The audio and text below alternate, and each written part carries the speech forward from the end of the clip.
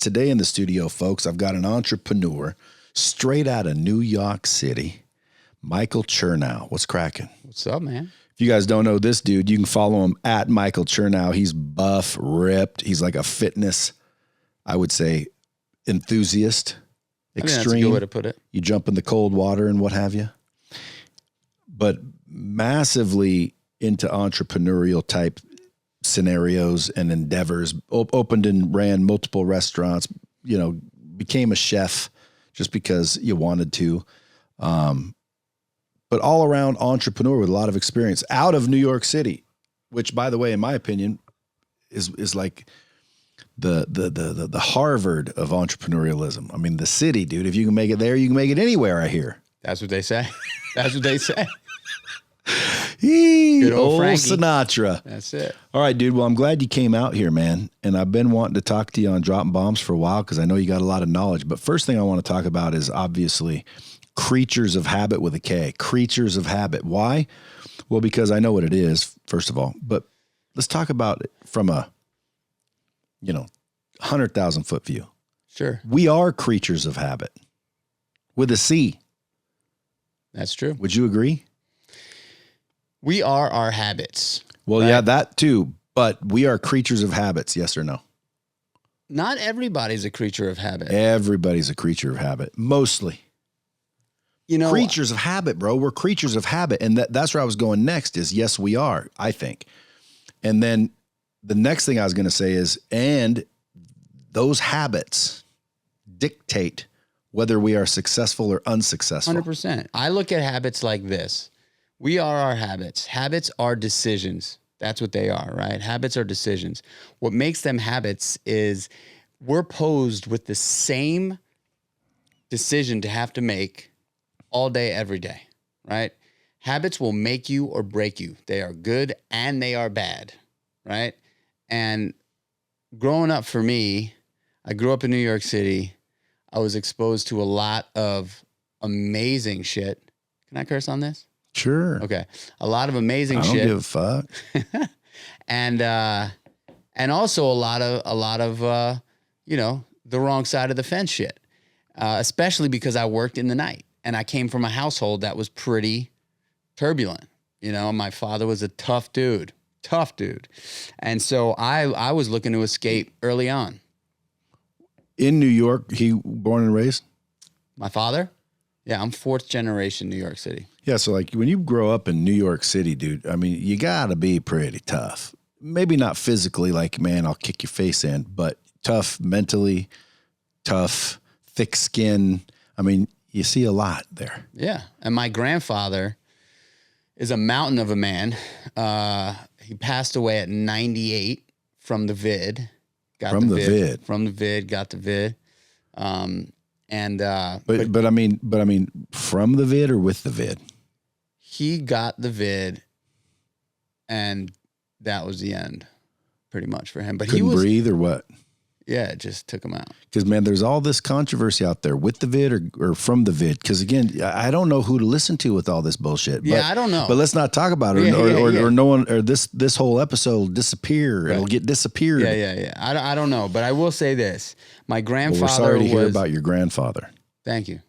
He lived till 98. The dude lived one of the best lives ever. He was an entrepreneur too. My grandfather was a military guy. He was in the military for years, World War II, and then flew naval blimps around the country for years, and he was a pilot and all sorts of cool stuff. And then he became an entrepreneur after he got out of the military. And he was a tough dude, like a really tough dude. And, it was definitely not easy on my pops. But my pops was a juvenile diabetic. And so he was sick from a young age. So it was tough. It was tough growing up in my household. Anyway, I always looked to get out of there, And I think that's what gave me this entrepreneurial bug, Middle class? Middle class. Oh, yeah, middle class. My mom was a secretary and my dad was an electrician. So, didn't have a lot of money. But that's like upper blue collar. Yeah, exactly. That's perfect. Exactly what it is. We weren't poor. And we were not rich, but I went to public school. There was always food on the table. We lived in a nice building, but it was just tough. Anyway, I got into the bad news at a young age. Bad news meaning what? I was drinking and doing drugs. Gangsters? Not gangsters, just mafia? No. Drinking a lot and doing lots of drugs. Just being a punk. Being a punk, hanging out with the wrong group of kids. Were you buff at that time? No. So when did you start deciding to get buff? Well, let me get there. Okay. So come on, man. Let's go. So I spent from 13 to 23. You know, I will say this though. I always, for whatever reason, thought entrepreneurially. Always. From as early as I can remember, when I was like 5 or 6 years old, I grew up on the corner of 87th Street between 1st and 2nd Avenue. And, you know, I didn't let like the toys that I didn't want to play with anymore just collect dust in the corner of my bedroom. I asked my older sister to come downstairs with me in front of our building. And I lived in New York City, so this was easy. And I laid out a sheet intuitively, laid my toys out nice and neat, and sold them for $1 on the corner. And then I would, you know, I got into baseball card collecting and I would sling baseball cards and comic books. And then I started walking dogs in the area. And by the time I was 11 years old, I was walking like 20 dogs in my neighborhood. And so I always had this weird desire to make, do, and create. That's how I sort of describe it. I wanted to make shit, I wanted to do shit, and I wanted to create shit. And that's sort of how I define what led me to where I'm at today. But so I always thought that way. So as soon as I was able to get a job, I got a job, and I was delivering food for a restaurant on 76th Street and 3rd Avenue. How come you don't have an accent? People from Manhattan don't have accents.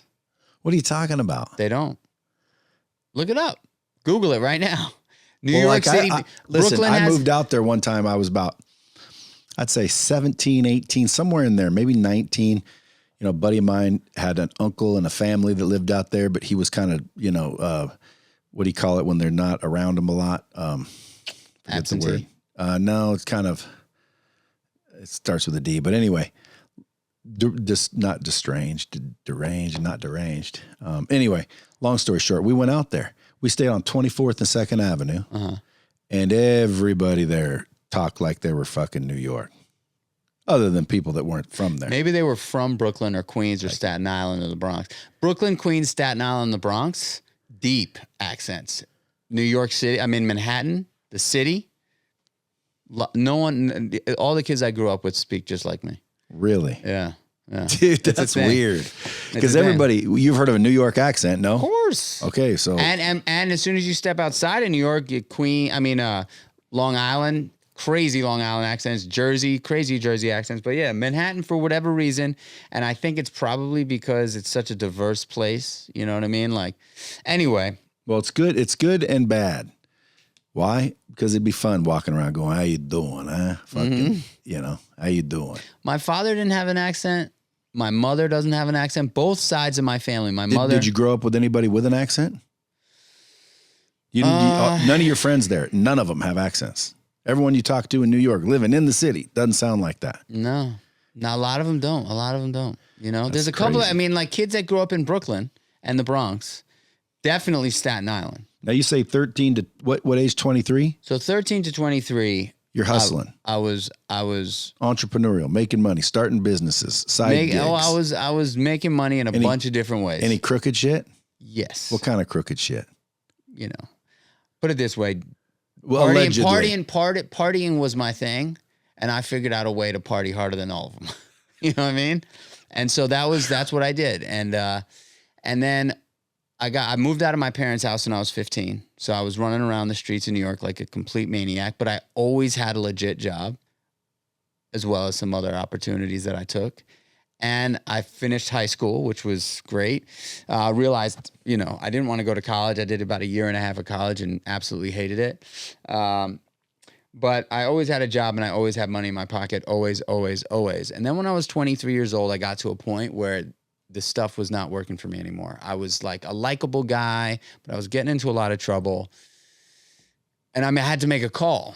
I had to make a call to change my life. And a couple of dudes that I looked up to that were, you know, these like Muay Thai kickboxing guys. A friend of mine said, hey, you got to meet this dude. He's going to help you out. I was really in a bad way. Like when I'm telling you I was in a bad way, like I was a knocking on death's door bad way. And these two guys grabbed me by the back of my neck and said, dude, you know, you've got way too much to offer than to waste away like this. So they threw me into a Muay Thai kickboxing gym. And they said, this is where you're going to get your ass kicked for real. You're going to learn about discipline, commitment, integrity, diligence. You're going to learn a lot in here. And then we're also going to teach you how to eat, because once you can start taking care of yourself and feeding your body the good stuff, then and only then can you take care of others. And this is literally the way it went. So, you know, the first thing that these guys did was they took me to this kickboxing gym, and I stopped drinking and I stopped doing drugs. And for whatever reason, I was ready. I was ready to just change. I was ready to change my life. And I fucking fell in love with the kickboxing, because I was getting into fights on the street. And that's probably why they took me in there, because they knew that I had this anger issue. And I can honestly say today, I do not suffer from that problem at all anymore, thank God. But they threw me in there, and I took to it like white on rice, man. I really, really went head in, and I was training there 4 hours a day. And then they said, the first thing you're going to do every morning is you're going to get on your knees and ask for help. I was not a religious guy. I had no idea, what praying meant, but they said the first thing you're going to do in the morning is you're going to pray. You're going to ask for help. Who cares what you're praying to? It doesn't matter. Ask the universe for help. You got to get humble. You got to get humble. You got to take yourself out of the picture, out of the scenario. So I did. That's what I did. And then they said, then you're going to have a bowl of oatmeal. And I was like, oatmeal. And they were like, yep, that's the first thing you're going to put into your body every single day. I was like, okay. And they said, and then you're going to go and meet with a couple of guys, and we're going to have some coffee and talk about shit. I was like, okay. And they said, then you're going to go to this gym, 10 o'clock in the morning, went to the gym and train as hard as you can. Then you're going to have chicken and broccoli for lunch. You're going to go home. You're going to take a nap. And I still worked at night in restaurants. So you're going to take a nap. You're going to wake up. You're going to go to work. You're going to have chicken and broccoli again. And you're going to go home and go to bed. And you're going to do the same thing all over again. And that was how I started to walk down this path of wellness. So you asked me like what made me want to get into shape. You know, I've opened up in my career as an entrepreneur 15 restaurants and 2 consumer packaged goods businesses, one of which is the Kreatures of Habit, which we're going to talk about. But I've been married for almost 17 years. I've been with my wife almost 17 years, married 14 years successfully. 2 fucking wonderful kids that I love more than anything on the planet. That's probably my greatest accomplishment in life. I have a really healthy marriage and a really, really successful father-son relationship with my kids. And, you know, I've run marathons and I've competed in Muay Thai kickboxing. I'm a fucking pro bodybuilder. You know, all the things that I kind of want to do today, I'm able to do. And that's the truth. I feel like anything, and I'm not saying that like coming from like the top of the mountain. I'm saying that like I'm not unique.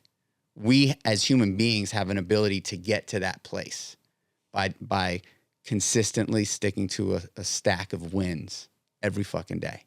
Habits. You can have the habits that are going to fucking kill you, or you can have the habits that are going to make you the best possible human being you can possibly be. And I believe in that. That's true. I believe in stacking habits, stacking positive wins from the moment you wake up in the morning, you know? And for me, it starts with my morning routine.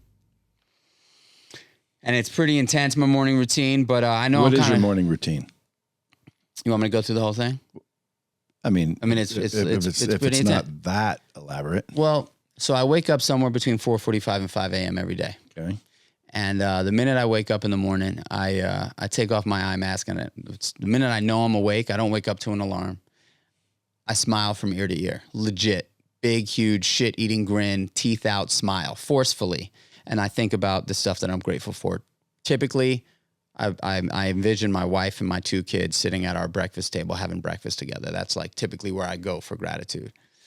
And so I do that, and I can honestly say that after 15 seconds of that, I feel this sort of overwhelming optimism and positivity just hit me right in the chest. Like I just feel good, right?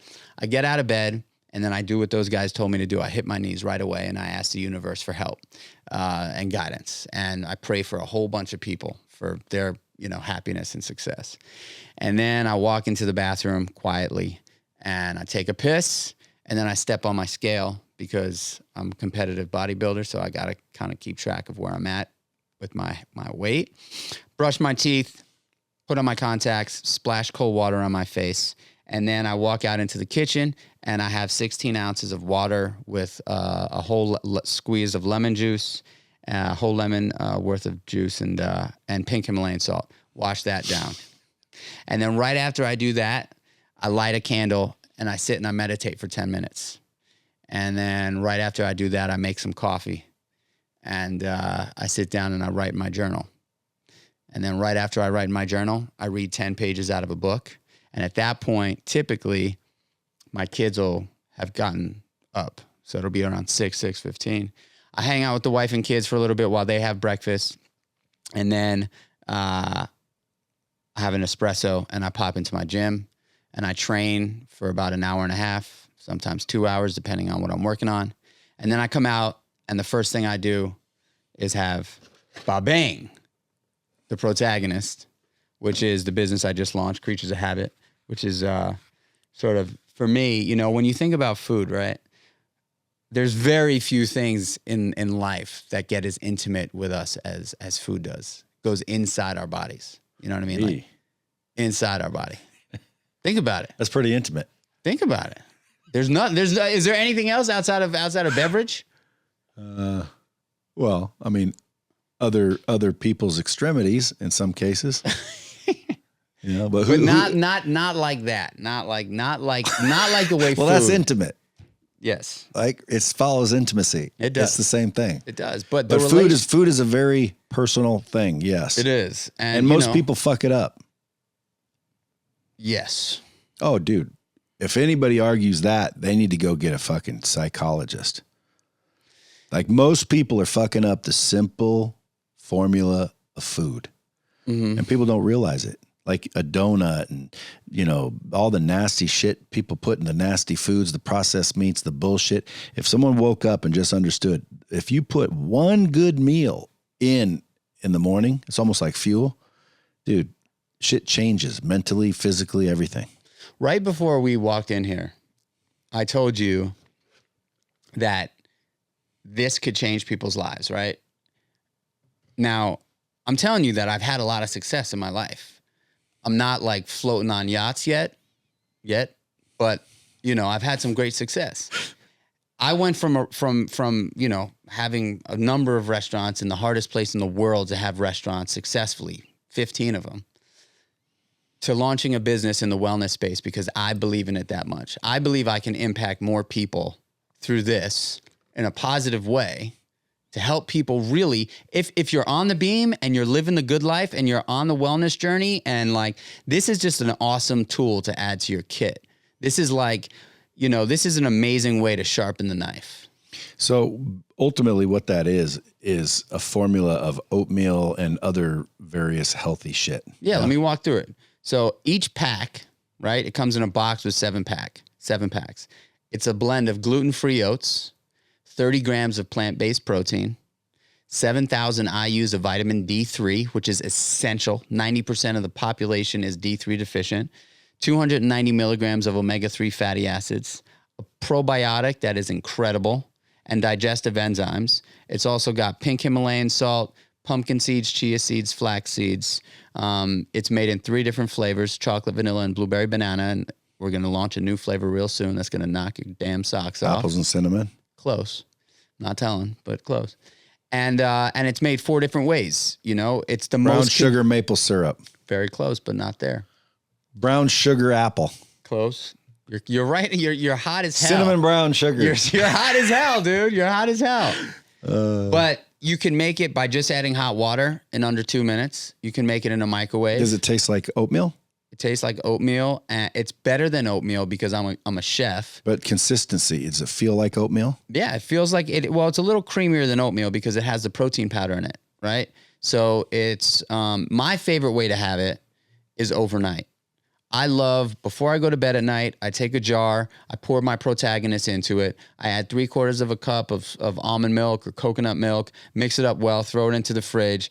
When I'm done working out, I walk to the fridge, pull it out. It is unbelievably delicious. Is it like pudding? It's like an oatmeal pudding that is so, it's basically the healthiest dessert tasting thing you're ever going to have. Do you get to put anything in it or as is? Oh, you can, I mean, as is delicious, Can but you throw I some like blueberries to add, and shit I in like there? to add blueberries to it. I like to add cacao nibs to it. Coconut? Strawberry, banana, whatever you want to do. The other thing that it's great for is that you can just throw it into a blender with ice and a little almond milk or whatever, and it makes an unbelievable smoothie too.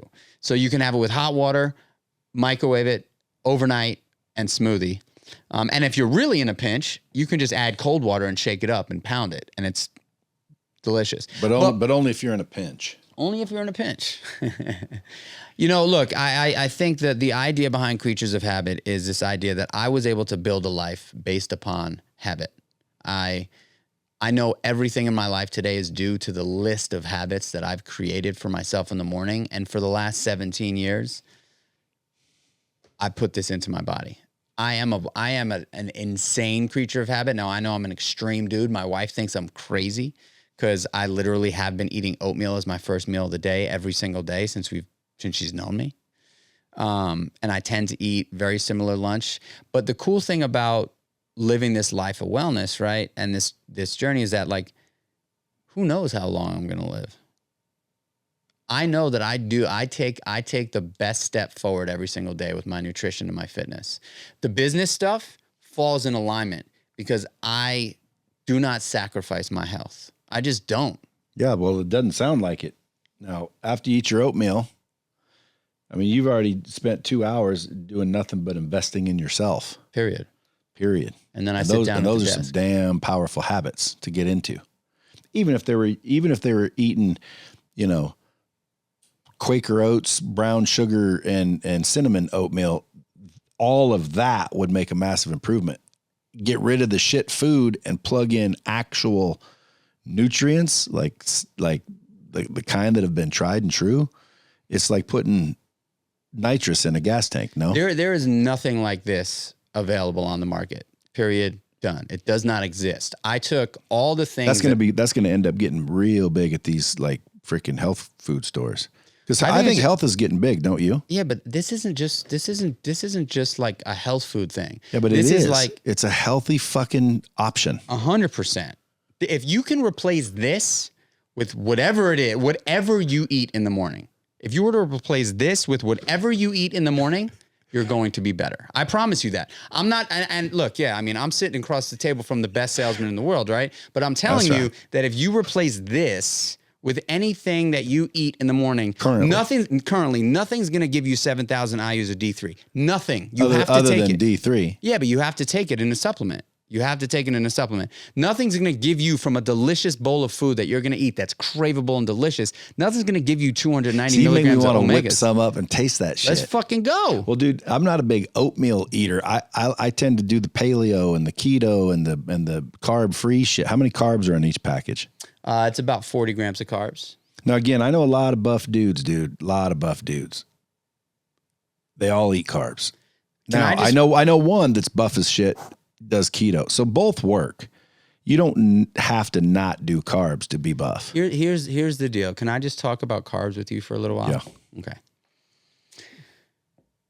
Keto, and I might get flack for this saying on your podcast, but I'll just say it because I believe it. I love dipping into keto for like 4 to 6 weeks. If you're looking to lose weight, first of all, shred up. I guarantee you. Are you doing keto right now? Not officially, no. Okay. Like, so the reason I say that is because I don't consume a lot of amounts of fat. I am more paleo than keto. Right. So I believe that paleo is great. I love paleo. But if you, there is a level of carbohydrates that you can have on paleo. Yeah. And for keto, in order to be in ketosis for real, it is very difficult. Like I'm talking about, like, if you're not testing your blood and your urine and you're not seeing 1 millimolar plus, you are not in ketosis, which means you are not doing keto. Which means you're just eating a shit ton of fat and it's not actually helping you, right? Carbohydrates are what the brain functions on. and the body functions on glycogen.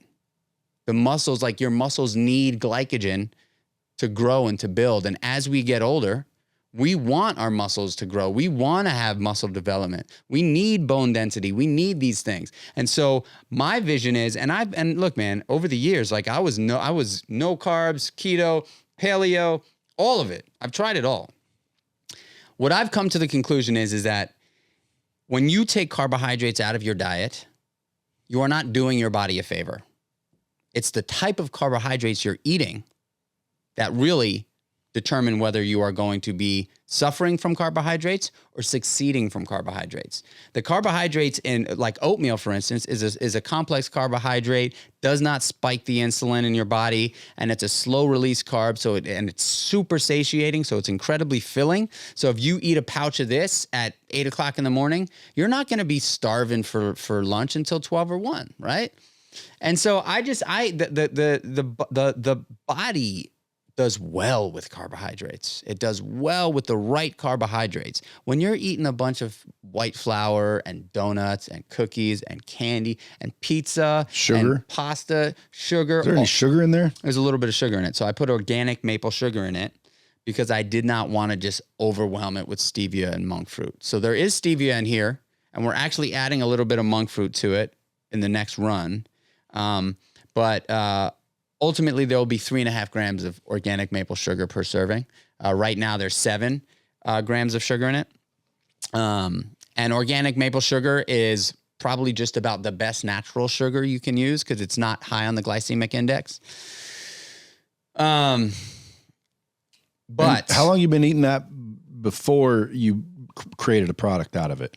Like you just make that from scratch every day? From scratch. So every single morning I had my oats, I had my plant-based protein, I had my pumpkin seeds, my chia seeds, my flax seeds, my pink Himalayan salt, I had my digestive enzyme, I had my probiotic, and my omega-3s and my vitamin D3, like all different bottles. You know what I mean? Like that was my morning routine. D3, omega-3, probiotic, digestive enzymes, and then I would make my oats with oats, obviously, protein powder, pink Himalayan salt, chia seeds, flax seeds, pumpkin seeds, and some cinnamon. And so it was a lot of stuff, man. And so when I was, I'll tell you how I got here. So when I was 28, I opened up my first business, which is the Meatball Shop. And it was super successful. Little restaurant on the Lower East Side of New York City. We opened the doors, absolutely crushed it, got a crash course in business. My partner and I had no idea what we were doing until we learned on the job. And we paid back our investors in 6 months, raised a bunch more money, opened up 5 more restaurants together over the next 3 years. I learned that I am really good at creating brand and listening to people and understanding what people want and what people like. And I love making people happy. So I learned that I am best suited for being a creative entrepreneur, a brand creator, connecting with humans and understanding what they like and love and being able to give them stuff that they didn't even know they wanted. And so after 5 years of working with Daniel at the Meatball Shop, I said, hey man, you guys are going to scale this thing and you know exactly what you want to do. I really want to zoom out, sell some equity and create another brand because that's where I'm going to shine. And that's what I did. I sold some equity, and I would just make a mention here because I know a lot of entrepreneurs listen to your show. If you get an opportunity as an entrepreneur to mitigate some risk, I'm not saying sell out. I'm saying mitigate some risk. Take some equity off the table when you're in a really good place. You better do it. You better take the opportunity. I'm telling you, take the opportunity. It may be worth more money down the road. You might be on the precipice of the next boom, but you never fucking know. It could go to zero. And if you don't take anything out because your ego and your pride stand in your way of making that decision because you think it's worth more. I had an opportunity with the Meatball Shop. Big opportunity. And we thought it was worth more money. And boy, oh boy, did we blow it. Like big time. And I don't regret it because I learned an invaluable lesson from that. Like, major life lesson. But I would just say when you have an opportunity to take money, not sell out and go completely for, move on, but take some money out, still be in control, or still have at least a seat at the table, still, collecting distributions or a salary or whatever it is you're doing. Take the opportunity. Anyway, so I did that. I raised a little bit more money. I opened up a new restaurant concept called Seamore, a sustainable seafood restaurant. Opened the doors, no partners, crushed it on the corner of Broome and Mulberry Street. Blew past our projections. A mentor of mine fell in love with the brand. He was running a huge restaurant group at the time, and he said, "Dude, you told me about this restaurant a year and a half before you opened it. You came to my office, you drew it out on the back of a napkin, and you built it exactly how you described it to me, to the T. Your vision for this place was exactly what you built." And that's, I think, my superpower as an entrepreneur. For whatever reason, I have that. I can see something, I have a system for how I bring a vision into reality for myself and then go and do it. And so he said, I want to help you grow this thing. And I said, I don't really know if I want a partner. And he said, I really want to be your partner. And we took about 6 to 8 months to figure out how that was going to work out. But ultimately what I figured out was, I love creating brands and I love building culture, and I want to continue to do that throughout my career. I don't want to just do one thing for the next 25 years. So I said, hey, Jay, if you're down to come in and be the CEO of the company, I'll take the president's seat, and we'll grow this thing together for the next 3 to 4 years. We'll open up 6 restaurants, and I'll then sell you guys some equity, and you can scale it, and I'll sit on the board, and then I can go create the next one. And he said, let's go. And to the T, that's exactly what happened. And in 2019, pre-pandemic, Seamore's was kicking ass, and I sold, about a bunch of my equity to them. I kept myself in for just under 10%, and I started building the idea for Creatures of Habit. And I just knew, because of how much happiness wellness has given me, everything, every bit of success I have today is because this is the cornerstone of my life.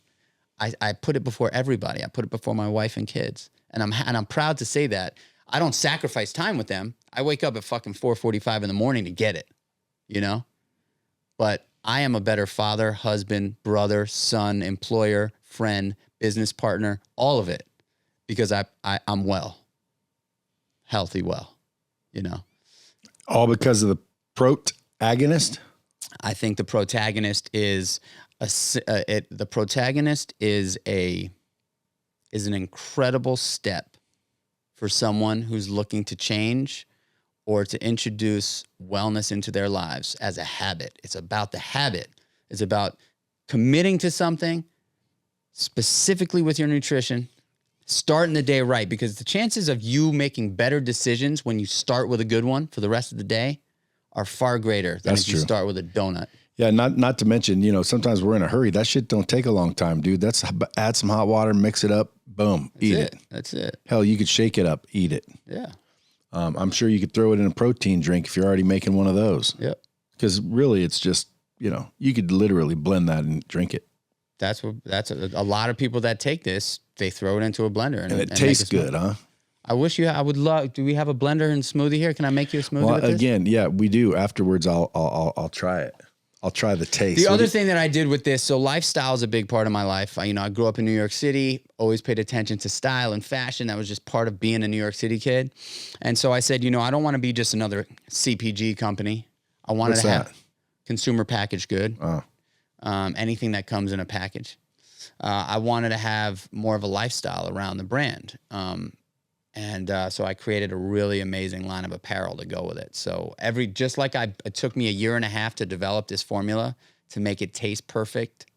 It took me a year to build this line of apparel. Every single piece, this hat, the t-shirts, the sneakers, everything I built from scratch. I did not just get t-shirts and slap a logo on it. We did custom cut and sew top to bottom.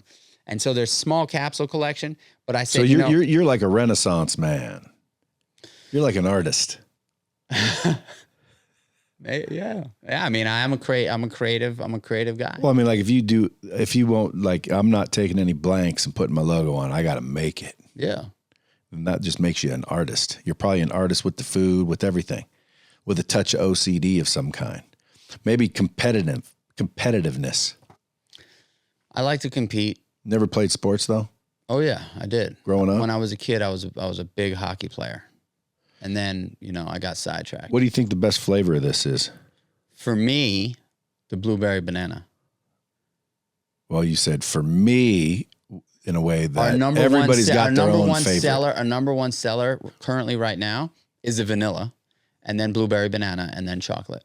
And I think the vanilla is just an easy entryway. We're only 6-7 weeks old, man. I just launched this thing. I just launched it. I've been working on it for years, 2 years. Hey, by the way, folks, if you guys want to support this individual or even try it, okay, forget supporting them. How about you want to eat the shit and win yourself? Go to Kreatures of Habit with a K. CreaturesOfHabit.com. With And a K. Subscribe because, it's one thing to give it a go. And the subscribe, you mean, get on auto ship. Yeah. Where every month they're sending you enough for every morning. Yeah. Like you don't, it's not something that you're going to try. Well, I mean, I suppose you could try it, but get on auto ship, get on the habit of Creatures of Habits. Bingo. That's why I like the brand, dude. Creatures of Habits. And not only that, we are creatures of habits, dude. And the habits determine our success or failure. It's unbelievable how easy it is if people just wake up. Like, dude, choose good all day and all day good things will happen. Now someone will say, oh, that's not true. Dude, those are scarcity, limited mindset people.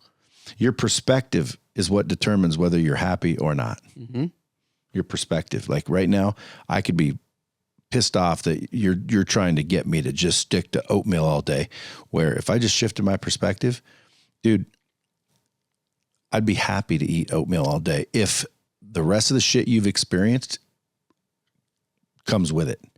But I'd have to say oatmeal alone ain't going to do it, dude. You need to get into fucking positive habits as well. And that's it. Like what you're doing here, dude, the meditation. I mean, you're not just eating oatmeal. You're fucking living clean. You're doing all the shit the laws of success tell you to do. And it's obvious that it works. So but as people are listening to this, the fuel, folks, just makes it easier. The right fuel in your body. I'm telling you, dude, I went from eating like shit to eating good. Heartburn goes away. My mind gets more clear.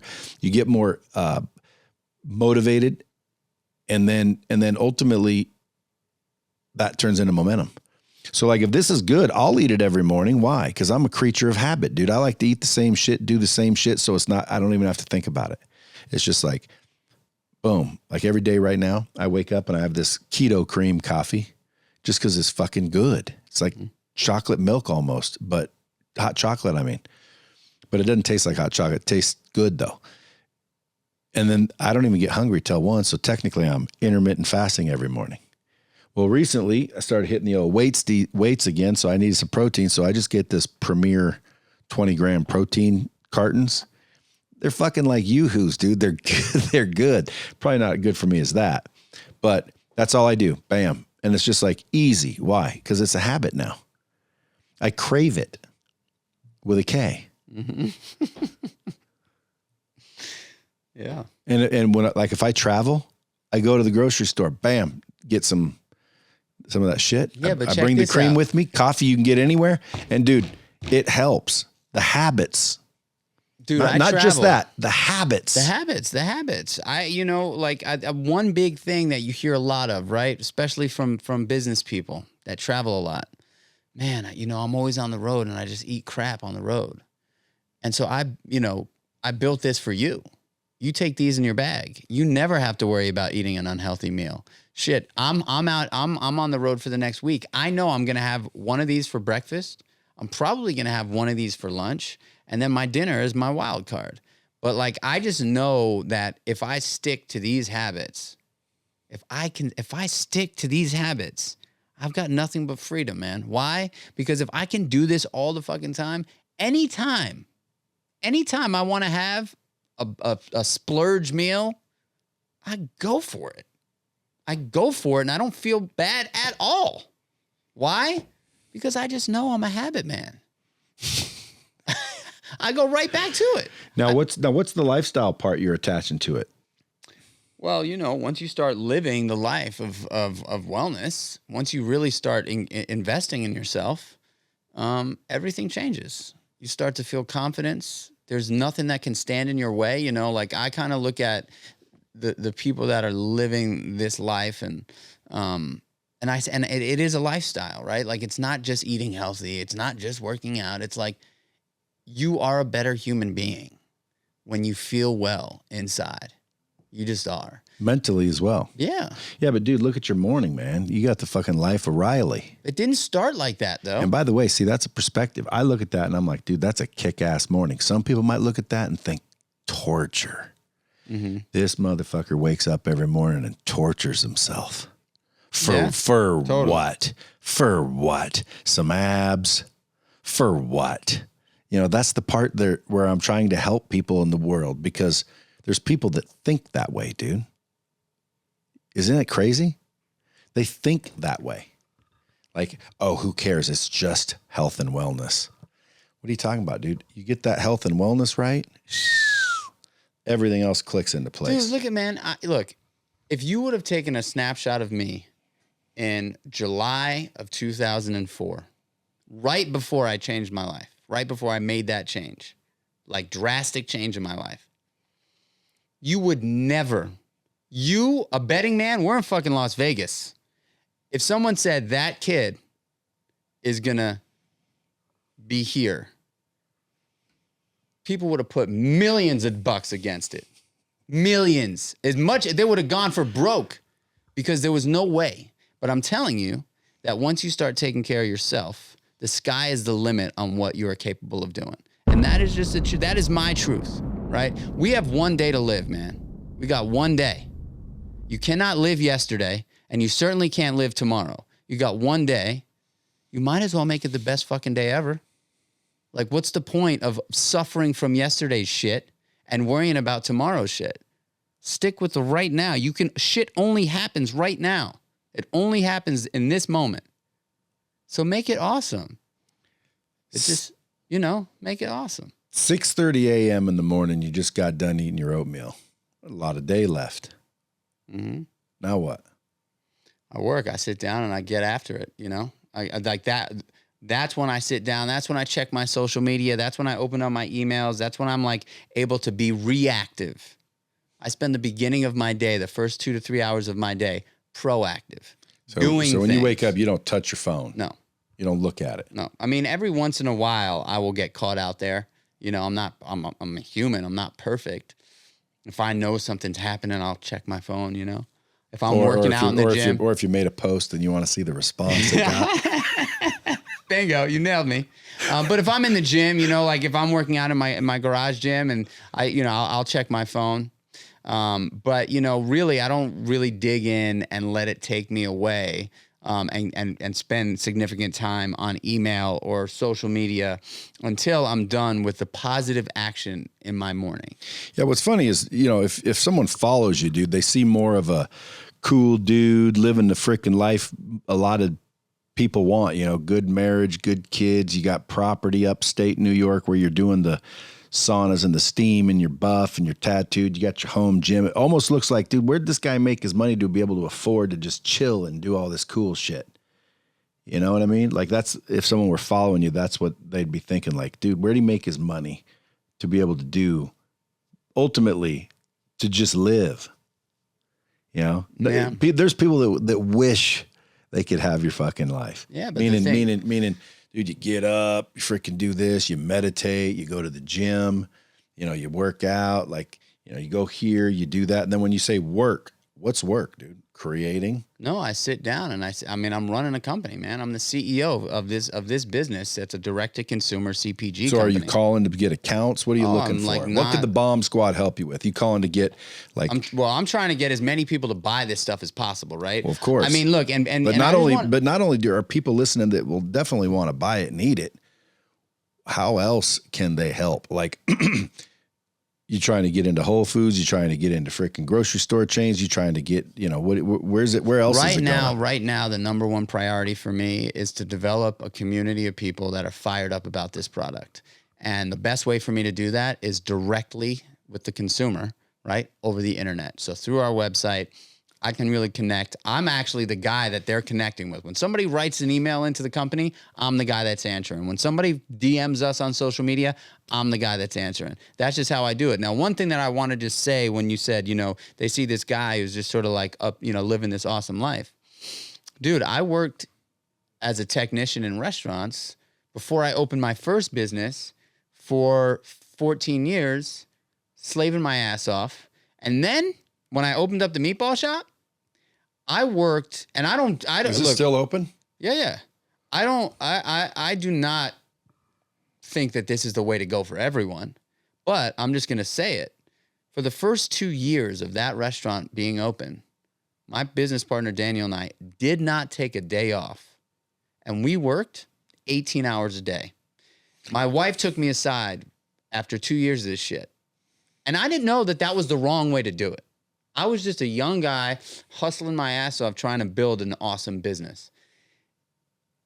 I learned, obviously, over time that I can put in 8 to 10 hours a day of efficient, strong, hard work, be at the restaurants for that period of time and be impactful, not kicking my, tired and cranky and not really putting out the right effort.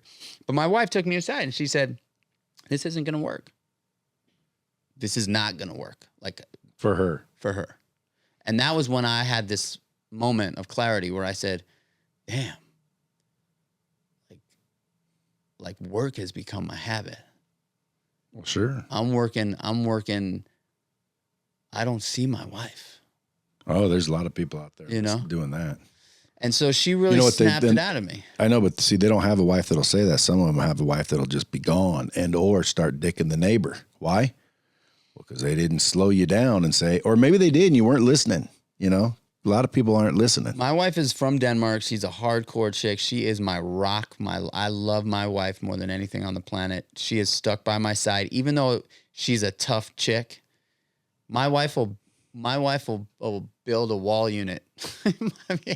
My wife is no joke, and she's beautiful. She is drop dead That's gorgeous. The bonus. She is drop dead gorgeous. She can build a wall unit's the key.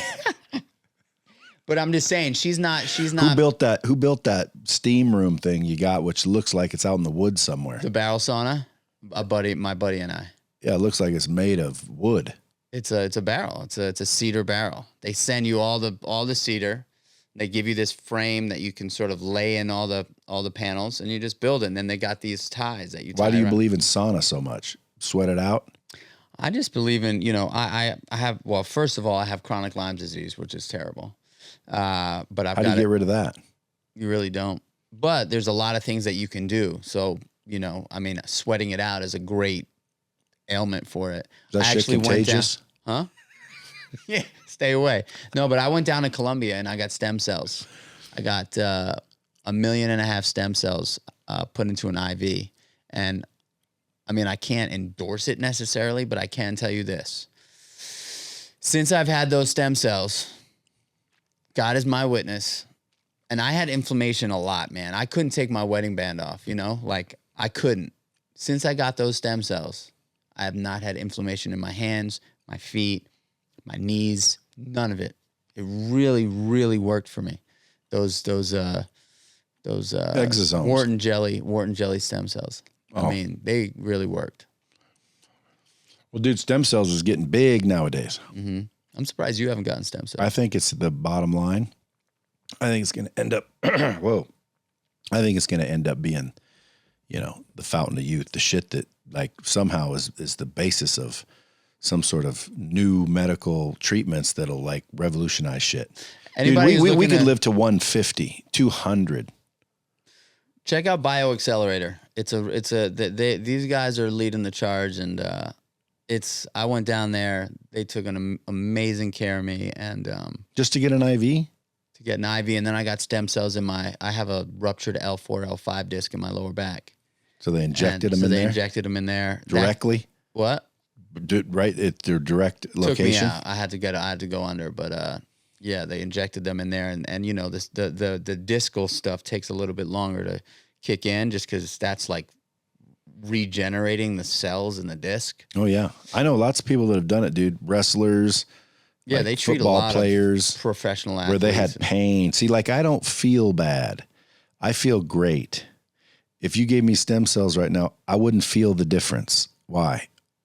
I feel flawless as it is. Like you're just missing this. Like I don't have joint pain. I don't have, arthritis. Like I don't have pain. I don't experience pain. I don't know what a headache is.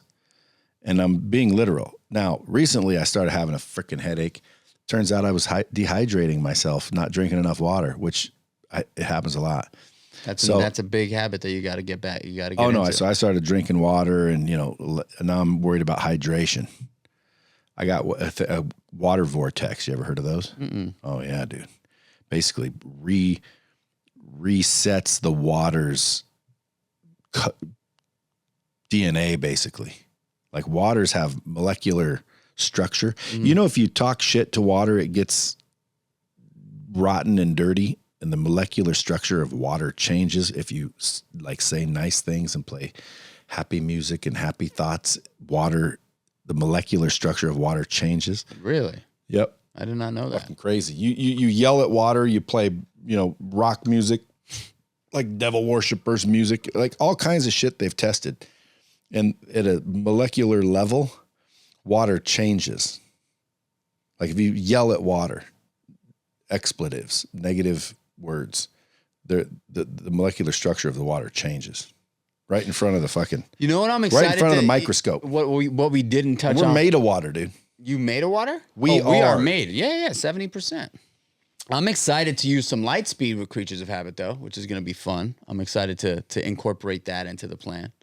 Well, again, there is a definite use case I would argue for using light speed. But what you're talking about is you're going to put together kind of a community and a resource for the culture of people. Mm-hmm. Yeah. Training, fitness, all kinds of training. All kinds of cool stuff. You should include entrepreneurialism in there.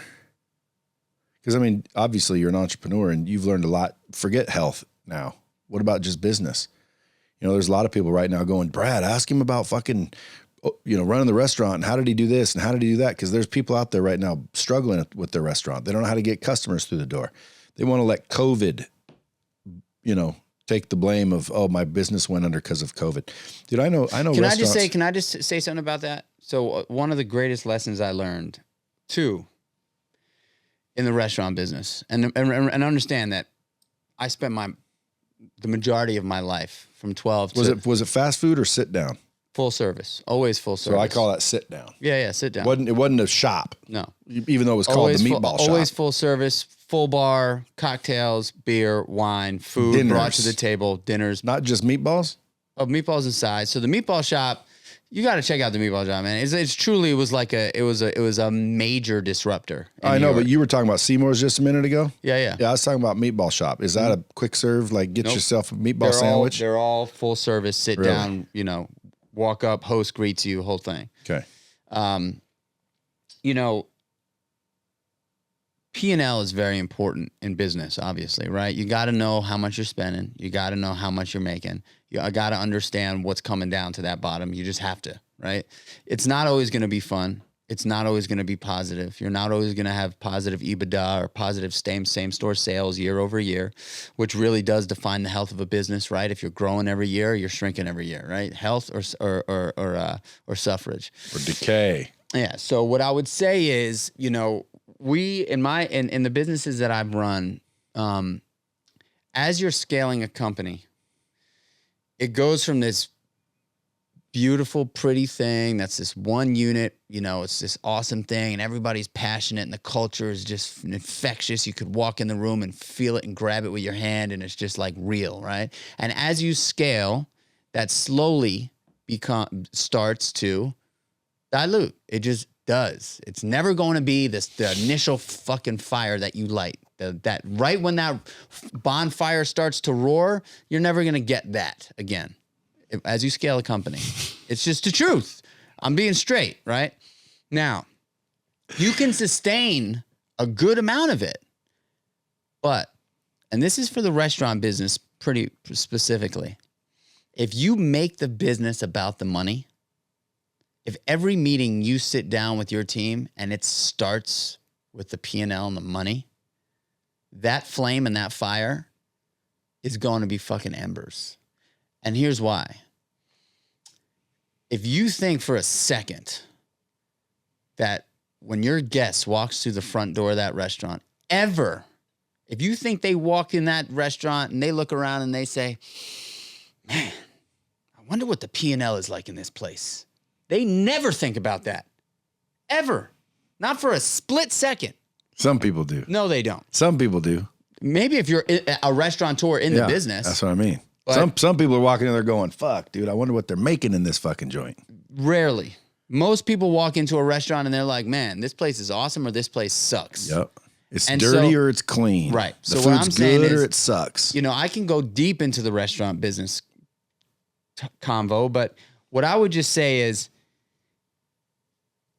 the way your guest is treated in that restaurant is the way that restaurant is going to succeed. And the way you consistently win in the restaurant business is to treat your staff like diamonds. Not like gold, not like fucking sterling silver, like diamonds. Because if you treat them like diamonds, they are going to fucking shine.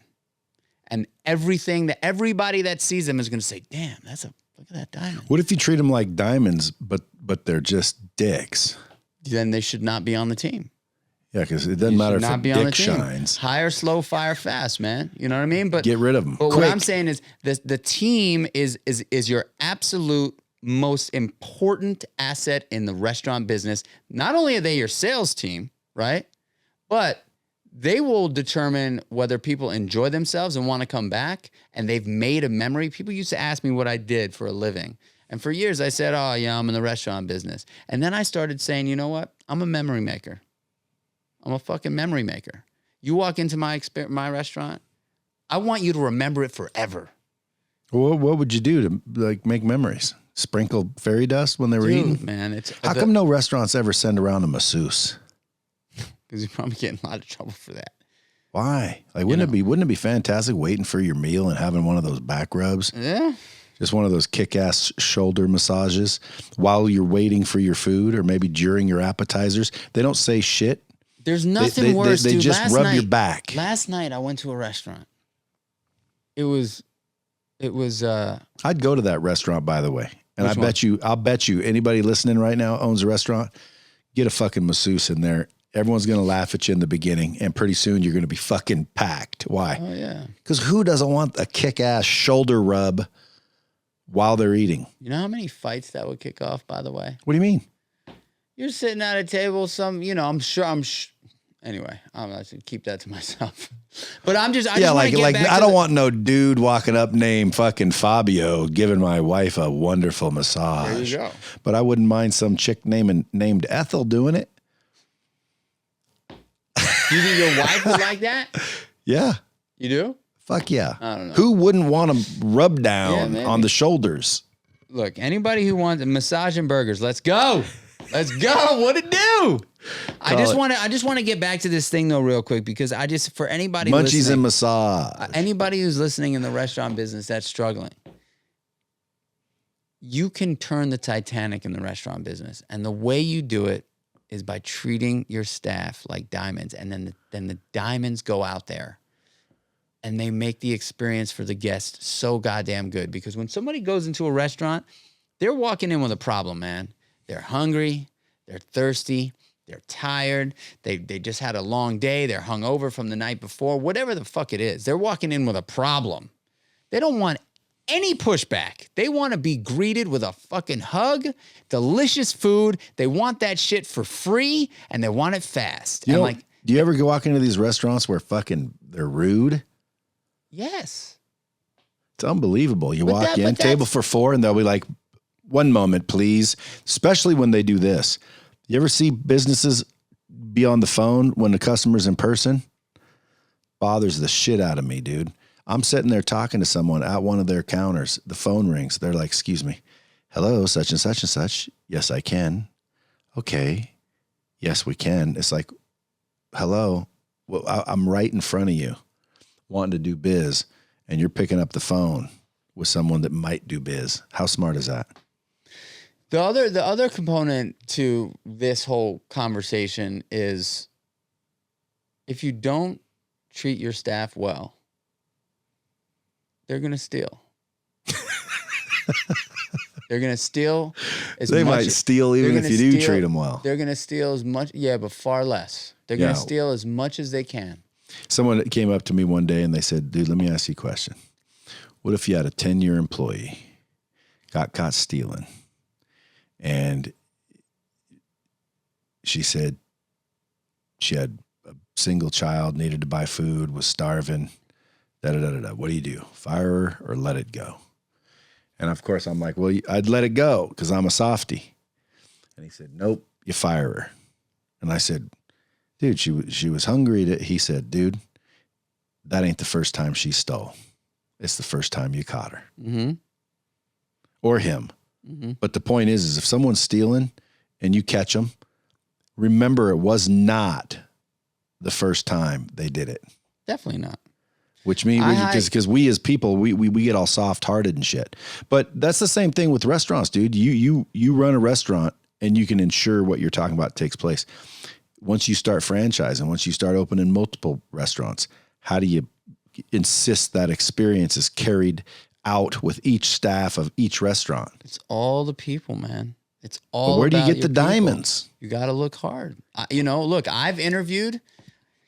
Do they come from lumps of coal? Do you make diamonds? Listen, every single restaurant that I've opened, I haven't hired everybody at every restaurant because people get fired and hired, and you know what I mean? But for the opening of a restaurant that I've been the founder of, I have met every single person as part of the interview process before they get hired. Would you have hired me? Maybe. Because I'll tell you what, I used to be a waiter. Did you? And it was I fucking... probably would have hired you. Can I just give, and anybody who's not an entrepreneur, who's out there just trying to hustle and try to, figure out ways, at the restaurant, I always used to tell the managers, hire on a smile. I don't care how much experience they have. I don't care how long their, managerial skills rap sheet is. If they cannot smile, I can't teach them how to do that. If they smile genuinely with their eyes, I could teach them anything. I could teach them anything because that's what people want. People want positivity and optimism, even if they're the angriest motherfuckers in the world. People want to hear their own name over and over and over again. So that's one thing to remember. People want to hear That's right. What's that? That just means better listen up, Bomb Squad. That's the truth. That's the truth right there. Yeah, people want to hear their own names. And,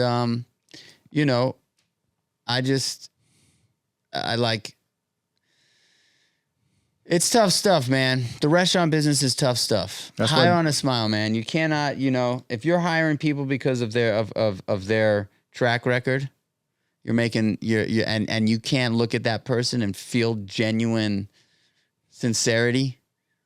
If someone's not nervous at all in an interview, there's a problem. They've done a lot of interviews. They're real comfortable. They're real comfy. If someone's got not a drop of uncertainty, you just know that person has sat through many interview. Well, there's not something inherently wrong with that per se, but again, if they've been to a lot of interviews, why can't they keep a job? So I see what you're saying, but I like confidence in people. One of the questions I ask people when I hire them is, do you consider yourself lucky? And a lot of people say, not really. And I think to myself, dude, you're sitting in front of me, number one. That's fucking lucky. Number two, you woke up this morning. That's fucking lucky. Number three, you're breathing. You can see, you can speak, you can fucking walk. You're fucking lucky, dude. So like, if anyone doesn't consider themselves lucky, that's simply fucking capable, they're an idiot in my book. Like, or asleep. Either way, they got to wake up if they want to come around me. Because dude, we're lucky. Very. We're lucky even if we're fat. We're lucky if we're ugly. We're lucky if we're females. We're lucky if we're males. We're lucky if we're white. We're lucky if we're black. We're lucky. We're lucky as a human race. Every one of us. I think it's 1 in a billion. Isn't that what it is? Well, I don't know, but there's people like well, you wouldn't say that if you lived in Somalia or wherever these, problems are going on. Dude, you're still lucky. You're still lucky when you're alive. You're a lucky son of a bitch if you get to wake up. Now, yes, there are other people with a hell of a lot more challenges than some, but dude, they're still lucky. And if we can shift that perspective in the mornings when we wake up, like when you said you wake up, first thing you do is smile and have gratitude. That's what I do. I had to hang a sign on my wall that said, "Congratulations, you get another day, bitch." Because, I wanted to force myself to remember waking up was worth more than $1 million. Like, think about that, dude. If I gave you $1 million cash, people would be like, "Oh yeah," they get all pumped up, fired up. Nothing can be bothering them that day, at least maybe the week, maybe even the year, depending on who you gave it to. Nobody could piss them off. They wouldn't be in a bad mood ever. They'd be fired up. But yet they wake up and they're not that way. Why? Is waking up not worth $1 million? Is it much less value than $1 million cash? No, it's worth more than $1 million cash. Well, then why wouldn't you act like that for that reason? See what I'm saying? Mm-hmm. A lot of people just need to change their perspective. Well, dude, if you guys want to get in shape, follow Michael Chernow. I call him Chisel Jaw Chernow. If you guys are watching on the YouTube, you can see it's just freaking, he's definitely in shape, but you're competing for something right now. What is it? I've got my pro debut physique bodybuilding show on November 13th. Where do people support you on that deal? You just go on my Instagram at Michael Chernow and throw me a high five. I'll be competing on the 13th of November. I'm about a little over 5 weeks out. I'm hungry. If you guys want this oatmeal, which is called the Protagonist, cleverly called PrOATagonist, which is oat right in the middle of Protagonist. Why Protagonist? Star of the show, man. This is what I'm launching the brand with, Again, that's creative. Protagonist with oat being. Yeah, I'm a creative entrepreneur. This is what I was told to eat when my life started to change. When everything changed in my life, this was the first nutritional habit that those dudes, Marcus and Gavin, told me to eat. They said, eat oatmeal. That was the pivotal moment. That was it. So listen, I said, that was your pivotal moment. There you go, creativity. That's it. Shining through. That's emulation. I'm just taking what you did with the oat, sticking it in a word like pivot. Yep. Pivot. Dude, that sounded like that was your pivotal moment when you kind of woke up and realized, holy shit, this is the fundamental turning point of my life. Oatmeal. There's no goat without oat. There's no goat without oat. That is true. So folks, if you guys want this oatmeal, Kreatures of Habit with a K.com, and you can order yourself some, get on a recurring auto ship, a subscription, if you will. A subscription, a reoccurring payment plan. You ain't got a book or nothing? Hey, go to. I wrote a book. You got a book? I published the Meatball Shop cookbook, man. Oh no shit! Yeah. Where's that at? Or anywhere online. And it's a full blown cookbook for meatballs. We got 35 meatball recipes, 40 sides, all sorts of. My wife was. You know how to make Swedish meatballs? They're in there. What about like stroganoff? There's over 75 different meatball recipes we've come up with. But we did a book with Random House. That's an awesome book. If anybody out there is like interested in cooking, and lots of people are cooking at home now. There's so many different meatballs that you can cook in that book that are so simple, so easy to make. So many different sides in that book. Where do they get that? You just go to Amazon. You can buy Meatball Shop cookbook on Amazon. Really anywhere, but check out the Meatball Shop too.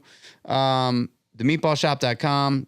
Follow us on Instagram at Meatballers is our Instagram handle. And then check out Seamore's too, because Seamore's is my jam, and all the businesses I'm proud of and super grateful for. But this one's got. I mean, are you? This is in 3 years. Are you gonna let someone take this over as well?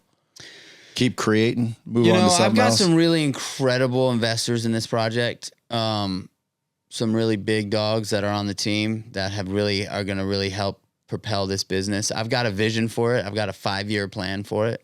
And I think this brand is incredibly authentic to who I am, right? The business of business is storytelling. And so I can sit here with you right now. You and I could probably talk for hours because everything that I've done in business has been about a story. It's real. It's authentic. It resonates with people because I can tell them a story that's real. That. Well, do you ever get scared like Quaker? What's it called? Quaker Oats? Yeah. Like, what if they just go, dude, this shit's selling off the fucking hook, man. Let's just make our version of this. Great. Awesome. You know what? I had the opportunity to sit down with a guy named Ron Shake. He was the founder of Aubon Pain and Panera Bread Company. This is earlier in my career. It was like maybe 3 years in. No, that's not true. It was the Greenwich Avenue restaurants, about 2 years in. And people were opening up meatball restaurants all over the world, man. The Wall Street Journal did a huge spread that these two guys opened up a restaurant in New York City called the Meatball Shop, and they started popping up all over the world. We sat down with Ron and we said, hey, man, like, what are we supposed to do? Like, what happens when, the bankrolled massive restaurant group opens up the restaurant that's just going to take us out? He said, are you serious? I was like, yeah, I'm serious. He's like, let me tell you something. The second you spend worrying about what anybody else is doing is a second you're not spending worrying about what the fuck you're doing. And I was like, okay. Yeah, that was true. it. I cannot worry about what they're doing. I got to focus on creating greatness with a brand that I believe with every cell in my body. Folks, there you have it. Michael Chernow. Appreciate you coming all the way out here to V-Town for a live episode. And guys, share this out. Go rate the podcast. Go hook up my boy with a subscription. Support this kid's dreams. How old are you anyway? How old do you think I am? You're a young man still. In my opinion, looking at you, talking to you, I'd say 39, 42-ish. Good call. I'll be 41 in a couple of weeks.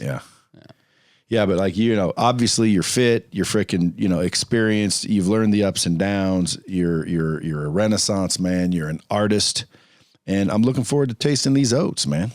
And I know the Bomb Squad's going to eat this shit up, dude, because I got a lot of people that are freaking into self-development and improvement, and that's what that is. Till next time, kids, keep it real. Dropping bombs with the real Bradley. Subscribe now.